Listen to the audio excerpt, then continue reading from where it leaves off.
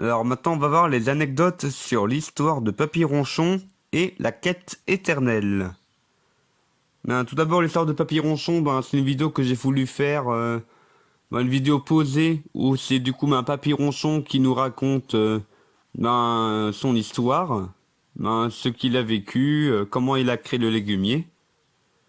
Et du coup là, c'est la première vidéo où je me filme en tant que lui, mais sans oreiller. Et du coup, ça fait ça en moi à prendre quand je me filme en lui. Et d'ailleurs, de la tasse, elle est vide. Quand Papy Ronchon boit, entre guillemets, du chocolat chaud. Alors là, pour faire le fusil, en fait, là, j'ai pris un doudou. Un gros doudou. Et du coup, pour ce personnage-là, étant donné qu'il avait deux noms, j'ai rendu officiel le fait que son vrai nom, c'est Hervé Ronchon. Et que son nom qui a été donné par Pablo Blablacar, c'est Augustin Bouinou. Et en fait, dans cette vidéo-là, en fait, il dit que lorsqu'il a perdu sa famille, c'était le jour où il a reçu son diplôme pour le bac. Et à savoir parce que cette année-là, il me semble que j'ai moi-même que j'étais moi-même à l'année de mon bac.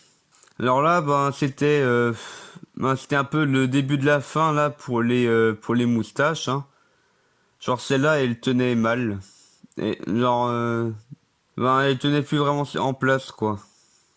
Mais bon, ça va être en déclin dans les années suivantes, hein, jusqu'à ce que je les remplace par un nouveau système. Alors là, le toc-toc à la porte, en fait, au départ, c'était juste toc-toc. Mais en fait, je voulais que ce soit plus long, le temps que le temps que que je fasse ma narration. Et puis là, ce que Papy Ronchon a dit par rapport à la date de création des Rubik's Cube, c'est la vraie date en fait. On avait fait la recherche. Et puis là, ce qui était marrant, c'est que quand ma petite sœur a raconté son flashback à lui, enfin à elle, en fait, elle était en train de lire le texte, mais en fait, elle était au début de son apprentissage de la lecture. Alors du coup, c'était un soir en regardant et du coup moi bien sûr j'ai enlevé tous les moments de pause pour que ce soit plus fluide mais du coup ça faisait vachement saccadé non, c'est marrant à lire non c'est marrant à entendre alors là pour faire l'effet de il y a un truc brillant qui vient du sol j'ai posé dans un trou un récipient et dedans j'ai mis mon portable avec l'option lampe torche et du coup, dans cette suite de personnages avec des Lego, en fin de compte, ce sont en fin de compte, ce sont les créateurs des reliques éternelles qui sont venus chacun avec un petit truc. Par exemple, là, il y a Dieu qui est avec l'aiguille du compas de Jean Lemoineau et la partie centrale de la machine à arrêter le temps. Et puis là, c'est le professeur Parasol en plus jeune. Là qui a un morceau de Pokéball. Du coup, c'est pour dire que c'est lui qui a créé la Pokéball. Et là, en fait, c'est Jean-Marie Lapen, voilà qu'on a pu voir en noir et blanc dans le flashback dans Aventure Mortelle, où en fait, il a un morceau de sa broche dimensionnelle. Et là, du coup, c'est Papy Ronchon avec une brique noire qui fera partie du légumier. Et en fait, dans ce plan-là, ce qui est amusant, c'est qu'en fait, c'est qu'en fait j'ai rempli un verre avec ce que je pensais être du jus de pomme et ça en était pas. Alors du coup c'était très amer à boire. Du coup c'est pour ça qu'il dit ah c'est pas très bon. En effet j'aimais pas trop le goût. Et du coup dans cette vidéo là j'ai justifié le fait que Albandi que Albandi avait tué Papy Ronchon. En fait là, c'est pour dire que lorsqu'il a tué Papy Ronchon c'était pour récupérer le légumier. Mais en fait, là, c'est un extrait de Prévention Pokémon Go, où là, c'est une petite vidéo dont j'ai pas vraiment d'analyse à faire. Vu qu'en fait, c'était juste des petits trucs pour lesquels je me filmais. Il n'y avait pas vraiment d'anecdotes. Et en fait, dans cette vidéo-là, je me moquais un peu du concept de Pokémon Go. En disant que, bon, ça a produit plein de morts. Et du coup, là, j'avais une genouillère, c'était au moment en fait, c'était peu de temps après ma première luxation. Donc, ça datait déjà un peu.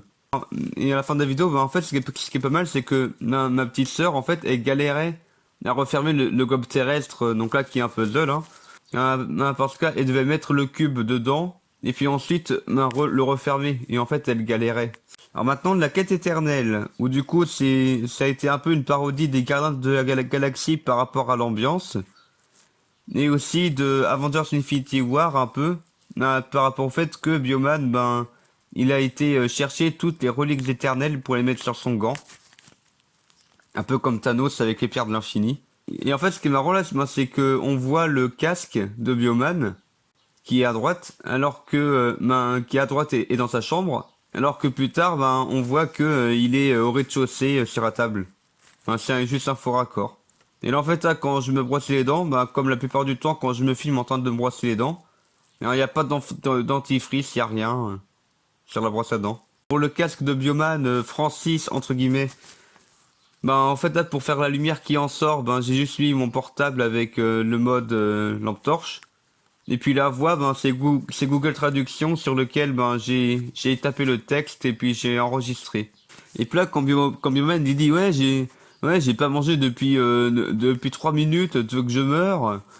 En fait là, quand on dit ça à son casque, ben, c'est un peu en référence à la bande-annonce, à la première bande-annonce de Avengers Endgame, dans laquelle ben, Iron Man il parlait à son casque pour être enregistré. Il disait ouais, ça fait X temps que j'ai pas mangé. Bah en fait là, quand j'ai mis mon casque, bah en fait là on voit pas bien sûr pour pas faire de faux raccords et pour que ce soit plus classe. Mais en fait là, le casque il est ouvert à l'avant, bah, simplement parce qu'il était trop serré pour que je puisse le mettre autrement. Surtout qu'en plus ben là j'avais le crâne chauve là qui augmentait le risque que ben ça tire sur les cheveux et tout. De quoi pour faire l'effet de ben des hologrammes ou autre là, pour faire un peu ben, le plan dans l'armure comme pour Iron Man. Ben en fin de compte ce que j'ai fait c'est de maintenir les Lego là sur un support vert ou transparent devant le fond vert. Et puis comme ça ben je le faisais tourner. Alors sur ce plan là en fait pour donner un air ben, là pour faire un peu un effet comme si j'étais au bord de la mer sur une île.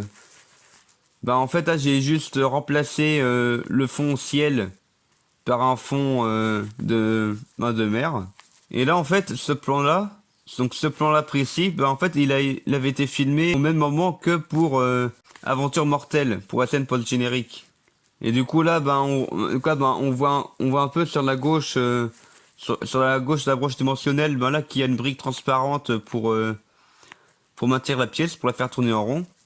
Et puis là, pour faire Tintin qui tourne en rond, bah en fait là j'ai tourné sur moi-même sans faire bouger les jambes en fin de compte, en restant le plus statique possible. Et là pour la Pokéball, bah on voit très bien on voit très bien les briques vertes hein, qui ont permis de faire tourner la Pokéball en rond. Allez, c'est tout pour cette vidéo d'anecdotes.